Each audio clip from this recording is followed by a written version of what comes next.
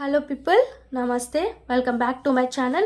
In this video, I will discuss about the differences between heparin and warfarin. In previous video, I already discussed about the all anticoagulants. Everything detailed about anticoagulants. In this, I will discuss about the heparin and warfarin differences.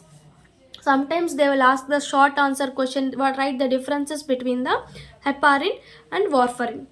So, okay. Generally, heparin. Heparin is a naturally occurring anticoagulants. It is a natural. It is a synthetic. Warfarin is a synthetic anticoagulant which is natural. The animal source is pig intestine or ox lung. Ox lung or pig intestine. Generally, you should remember like it is a natural. It is a synthetic. Okay. It is active in heparin in I already discussed what is a classification. Heparin comes under both in vivo and in vitro, but warfarin comes only in vivo. It administered in IV or subcutaneous, but warfarin can be only given in orally. Next, what is the mechanism of action of warfarin? Heparin. It activates the antithrombin 3 and binding to it. Binds to antithrombin 3 factor, then leads to formation of heparin antithrombin 3 complex. Then it leads to inactivates these 2, 9, 10, 11, 12, 13 clotting factors. What is this action of warfarin? Mechanism of action of warfarin is inhibit the synthesis of vitamin K dependent clotting factors like 2, 7, 9, 10. Only 2, 7, 9, 10 it inhibits these clotting factors. But in heparin it inactivates these all factors like 2, 7, 9, 10, 11, 12 also. This has a rapid onset and short duration of action, but warfarin has a delayed onset but longer duration of action. Warfarin used for longer duration of action, but heparin has short duration of action and rapid onset also. It monitored by measuring APTT. It is monitored by measuring INR. Next, international normalized ratio. INR means this is active thromboplastin time. Next, overdose. If there is any overdose of heparin, we can use the antagonistic like protamine sulfate. What is this overdoses? Warfarin overdoses, we can use the vitamin K or with fresh frozen plasma treated with FFP, fresh frozen plasma or vitamin K. It does not cause the placental barrier. It generally safe in pregnancy, but warfarin is not safe. It is teratogenic, so it is contraindicated in pregnancy. Heparin is used mainly to initiate therapy.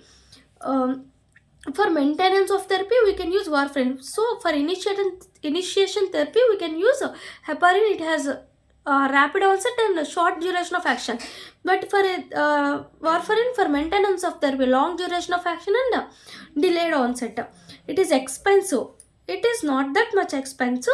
These are the differences of heparin and warfarin. So you should remember, first you should remember the natural or synthetic. It is natural, it is synthetic. In vivo, in vitro, it is only in vivo. Next, pharmacokinetics. It can be given in subcutaneous or parenteral. It can be only given in orally. Next, mechanism of action. It inactivates the 2, 7, 9, 10, 11, 12 factors. It only inactivates the 2, 7, 9, 10 factors. And it has rapid onset of action and short duration of action. It has a delayed onset and longer duration of action. So it can be used for initiation therapy. It can be used for maintenance therapy. If there is any overdose, we can use protamine sulfate. If there is any overdose, we can use the fresh frozen plasma with vitamin K intake. Next, it is expensive. It is not that much expensive. It can be monitored by measuring APTT. It can be monitored by measuring INR, international normalized ratio. This is the differences between heparin and warfarin. Okay. Next, generally I want to tell about mechanism of action of each anticoagulant like heparin. Heparin, which binds with the antithrombin 3 and inactivates all these factors, so 2, 7, 9, 10, 11, 12, all these factors.